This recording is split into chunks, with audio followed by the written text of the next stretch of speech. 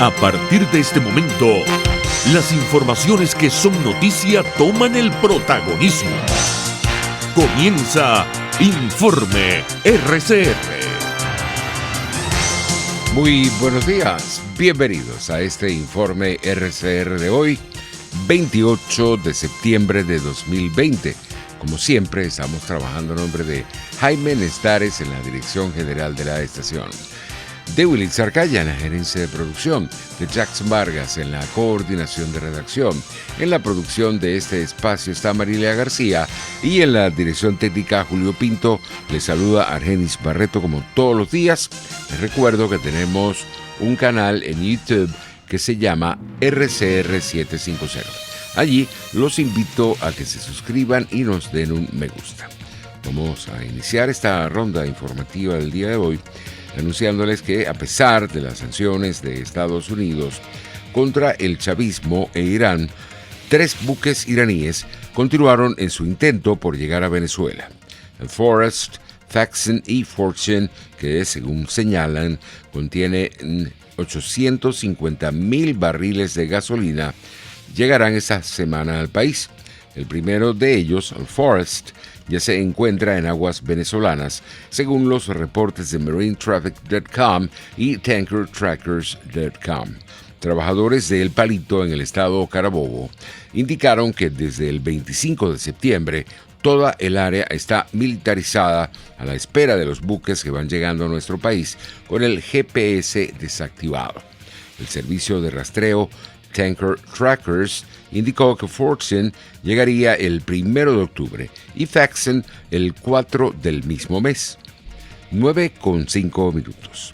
Eduardo Torres, defensor de los derechos humanos en el estado Yaracuy, denunció esta mañana a través de RCR la situación que se vive en el municipio Urachiche, donde arrancaron el pasado miércoles las protestas en esa entidad por la falta de gasolina, energía eléctrica y agua.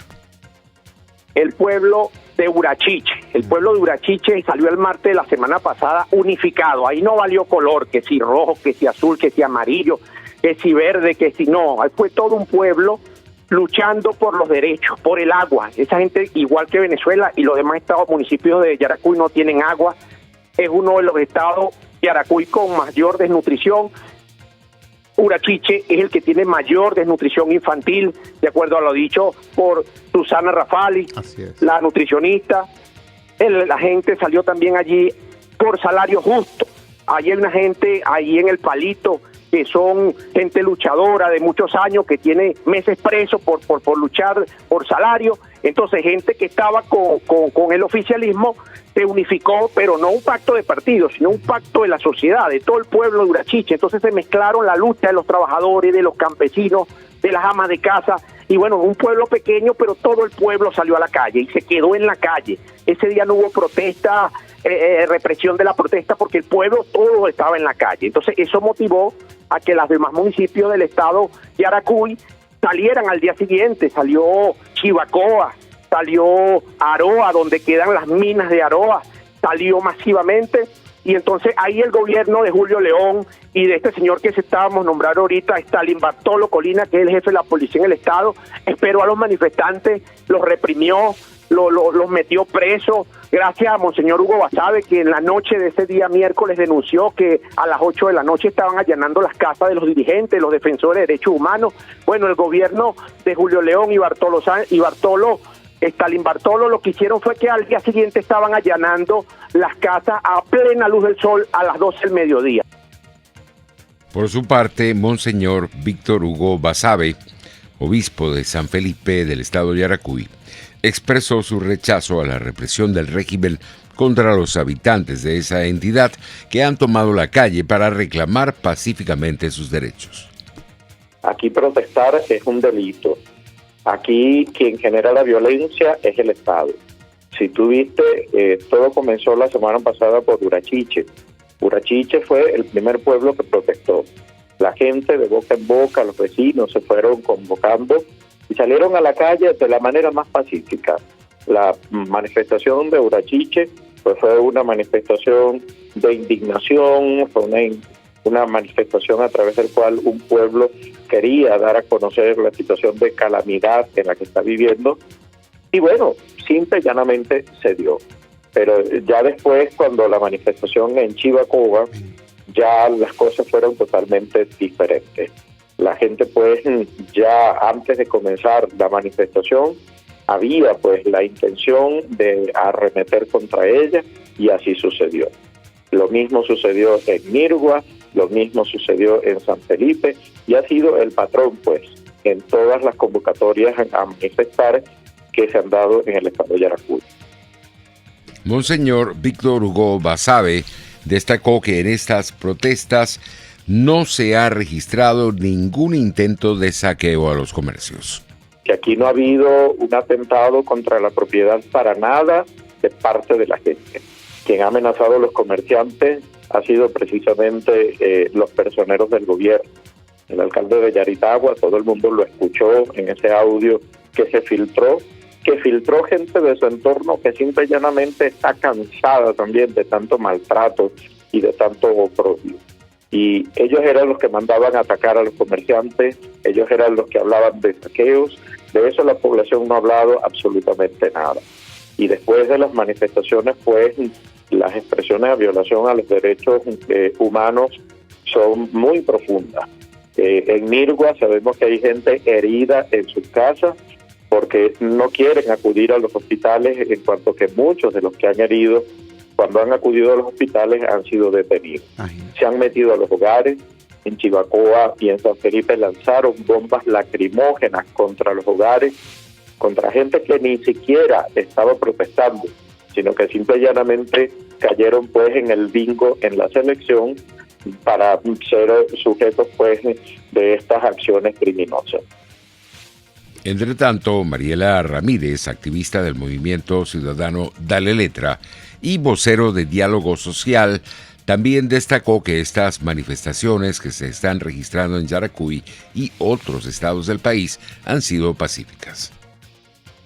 La protesta ha sido pacífica, pero cuando llega la represión, pues hay una respuesta, y esa respuesta del pueblo debe mantenerse de manera pacífica, buscar mecanismos creativos.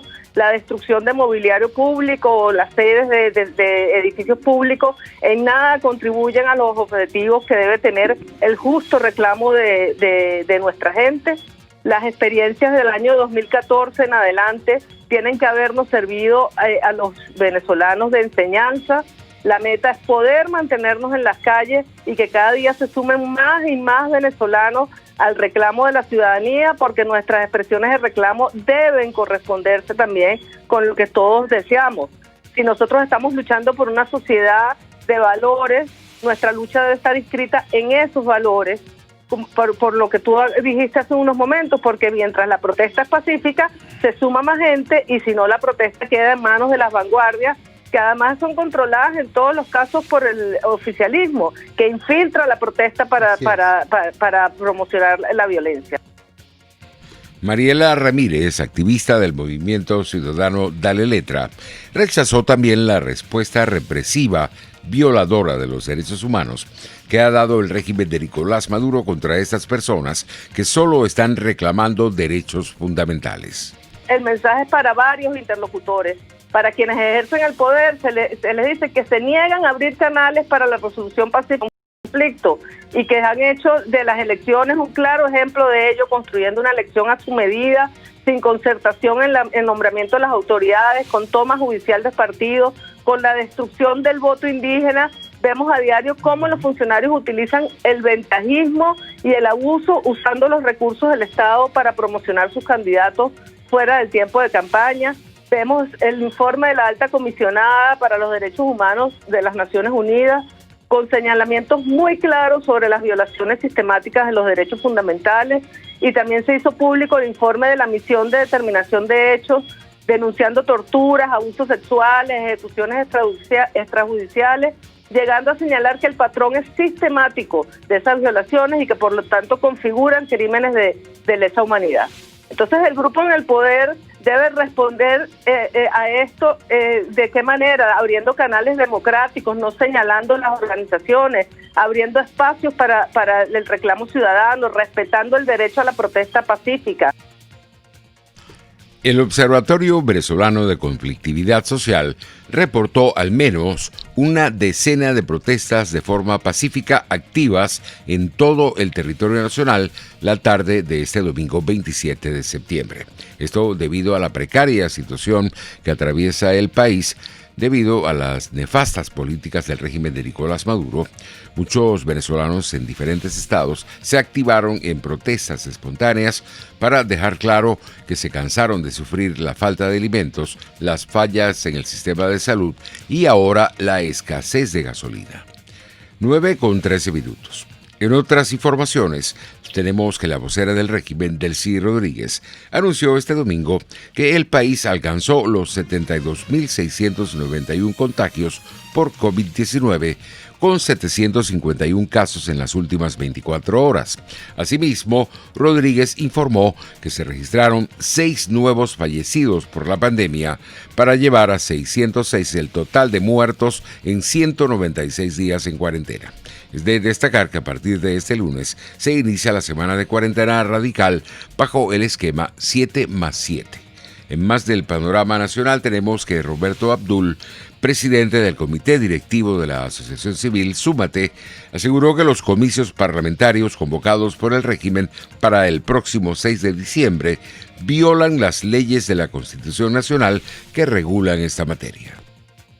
Y desde el punto de vista técnico, pues para nosotros que tenemos ya 18 o 19 años trabajando en procesos electorales, es una situación inédita en el sentido de la poca preparación, de las grandes lagunas, de la gran opacidad en lo que tiene que ver con el proceso electoral, de la organización del proceso electoral. Uno de los temas que nos preocupa abiertamente, digamos, desde el punto de vista técnico, tiene que ver con el sistema automatizado. Recordemos que a principios de año, días antes de se decretara la cuarentena, se produjo un incendio en el Talpón, en las instalaciones del Consejo Nacional Electoral. En su momento, la presidenta del Consejo Nacional Electoral, Tisay Lucena, indicó que se habían perdido la totalidad de las máquinas de votación. Posteriormente, pues, una vez se dieron los cambios en el Consejo, nombrado por el TCJ, nos enteramos pues que había una decisión previa de adquirir 15.000 máquinas. Existen declaraciones contradictorias, si las máquinas llegaron, no llegaron, si es la misma tecnología. En días pasados, la presidenta actual, Indira Alfonso, dijo que solamente se habían destruido 20.000 máquinas, que el resto de las máquinas estaban bien. Así que vemos una situación bastante compleja, con declaraciones contradictorias, poca claridad de cómo será el sistema automatizado, si son las mismas máquinas, si son unas máquinas distintas, y eso tiene implicaciones sobre tanto el software de la máquina en sí mismo, de votación, escrutinio y todo lo que tiene que ver la totalización. A esta hora, el portal web La Patilla reseña que miembros de la Federación de Centros Universitarios de la Universidad Central de Venezuela hicieron presencia en la sede del Consejo Nacional Electoral, ubicado en el centro de Caracas, para protestar en rechazo al fraude electoral que pretende montar Nicolás Maduro el próximo 6 de diciembre. Son las 9:16. María Luisa Alonso, diputada del Partido Ciudadanos en España, aseguró que el envío de una misión de la Unión Europea a Venezuela para buscar negociar con el régimen el aplazamiento de estos comicios parlamentarios por 6 meses cayó como una bomba dentro del Parlamento Europeo.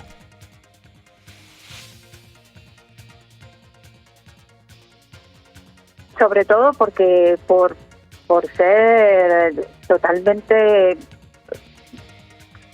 por su falta de transparencia, porque realmente se sucede en una semana donde ha salido un informe, un comunicado del propio grupo de contacto reunido en la Unión Europea diciendo que no hay circunstancias mínimas para tener unas elecciones democráticas en Venezuela, y entonces no se entiende por qué en el marco de esta misma semana donde también se ha debatido ampliamente en el seno de la ONU sobre los crímenes de lesa humanidad, donde también se ha debatido, como decías, el informe de la misión internacional, donde habla y de hecho insta a los gobiernos internacionales a acudir a la Corte Penal Internacional y nombra a Nicolás Maduro, a Diosdado Cabello y a una serie de líderes de la dictadura como máximos responsables de esos delitos. A las 7:30 de la mañana, María Luisa Alonso, diputada del Partido Ciudadanos en España, destacó que la Comisión Europea también cuestionó el envío de esta misión a Venezuela. No estaba informada sobre esta misión, por mucho que ahora el alto representante Josep Borrell ha salido a contestar una carta de los populares europeos diciendo que los ministros de Exteriores de la Unión Europea sí estaban informados. Bueno, lo cierto es que no se entiende con quién van a hablar. Hay una serie también de hechos que no se comprenden porque van vía Santo Domingo y de Santo Domingo en un vuelo privado a Caracas. Y lo que en este momento todos los políticos europeos se están preguntando es cuál es el objetivo de esa misión. ¿Por qué se habla de ir a hablar con la dictadura cuando los representantes de la Asamblea Nacional no están informados? No está informado el equipo del presidente interino Juan Guaidó, pero sí está informado la cúpula de la dictadura. 9:19. El comisario Iván Simonovich envió un mensaje a la Fuerza Armada Nacional Bolivariana este lunes con motivo del informe de la misión ONU sobre Venezuela que revela violaciones a los derechos humanos. En un comunicado instó a la institución castrense a analizar el documento y ver para quiénes trabajan. 9:20. Habitantes protestaron para denunciar que este fin de semana intentaron invadir los espacios de 2 residencias en El Paraíso, en Caracas. Residentes de Terrazas del Paraíso y Paraíso Plaza señalaron que este domingo un grupo de personas tumbaron las cercas que separa la Cota 1000 con la Cota 905 para ingresar a la propiedad. Funcionarios de la Guardia Nacional acudieron al lugar del hecho y fueron estos quienes mediaron para atender el caso. Y en cuanto al tema del tiempo, la onda tropical número 49 dará continuidad a las lluvias en gran parte del país. Esto lo informó INAME. Las precipitaciones más intensas están previstas en áreas del estado Zulia, los Andes, Falcón, el centro norte costero, los llanos centrales y occidentales, nororiente, Amazonas, Bolívar y el Esequibo. Las áreas nubladas con descargas eléctricas están en Zulia, los Andes, el centro occidente, el centro norte costero, nororiente, los llanos centrales, la región insular, Apure, Delta Macuro, Amazonas, Bolívar y el Esequibo. Esto fue parte del reporte del organismo en horas de la mañana. 9:21, vamos a publicidad y volvemos.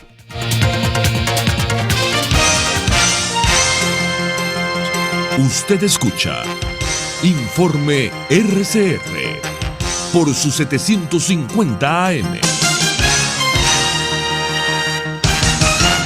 Puedes seguirnos en nuestras redes sociales. En Twitter, @RCR750, la radio que se ve.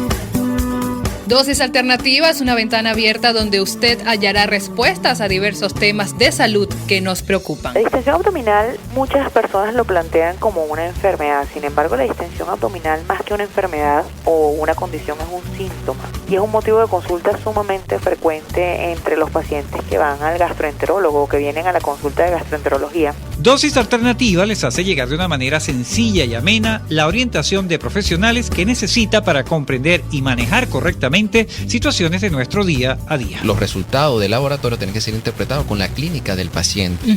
Si bien es cierto, siempre es bueno hacerse exámenes médicos por lo menos una vez al año, también es bueno hacerse también la evaluación clínica, no solo hacerse el examen de laboratorio, sino también ir al médico internista, hacerse un chequeo general anual. Dosis Alternativa con Marilia García y Jackson Vargas, de lunes a viernes a las 9:30 de la mañana, solo por RCR, la radio que se ve. Les estamos presentando Informe RCR. El compacto informativo de esta hora. Solo por RCR 750 AM.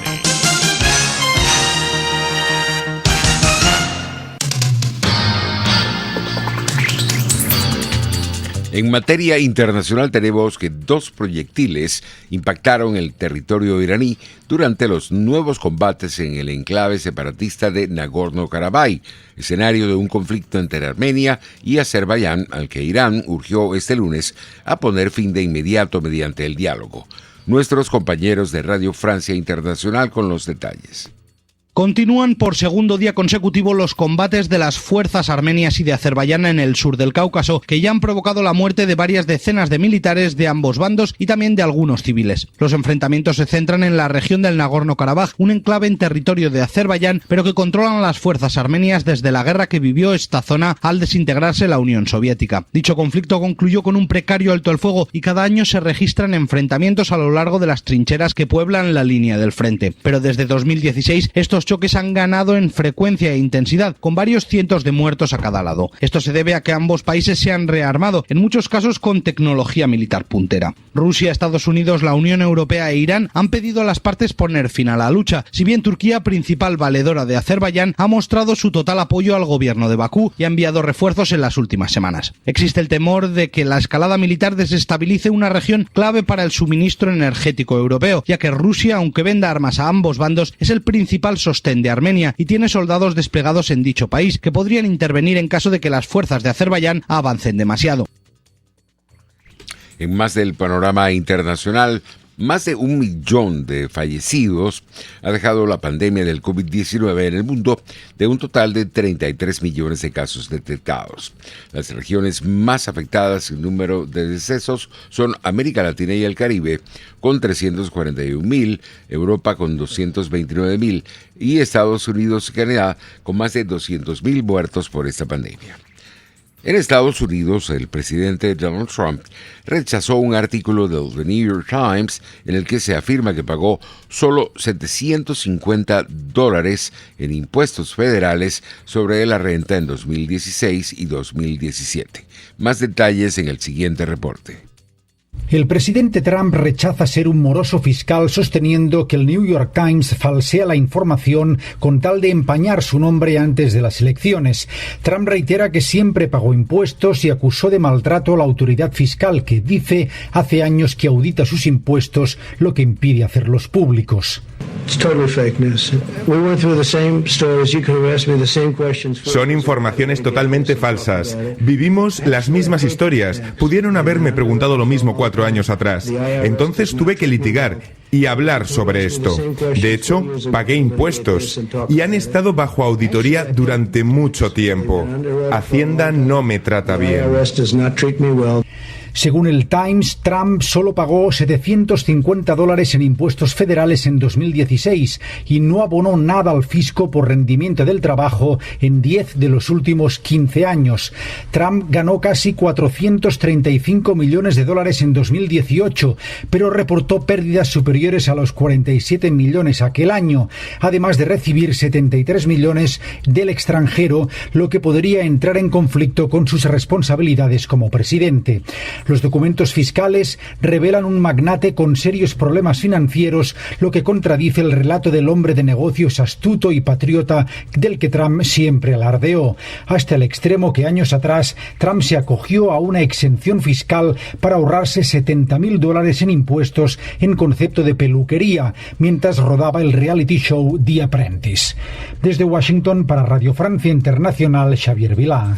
Y antes de finalizar, tenemos que reseñar el deceso de la periodista Berenice Gómez, un ícono del periodismo venezolano, quien falleciera este domingo en Bogotá, en Colombia, tras una larga batalla contra el cáncer. La Bicha, como se le conocía popularmente, se consagró como personaje en RCTV, donde desarrolló este personaje, aunque ella en sí era un personaje, con sus batolas, sus abanicos y su famosa frase tururú, tururú. Ella también estuvo aquí junto a nosotros y tuvo una amplia trayectoria en RCR, donde también desarrolló este personaje de La Bicha. vaya hasta sus familiares y allegados nuestro más sentido pésame. Ella fue parte de la familia RCR. Así nos despedimos, será hasta mañana.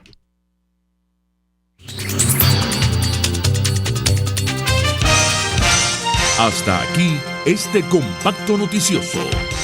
Manténgase en nuestra sintonía, porque estaremos informándole de la noticia al momento de producirse. RCR 750 AM.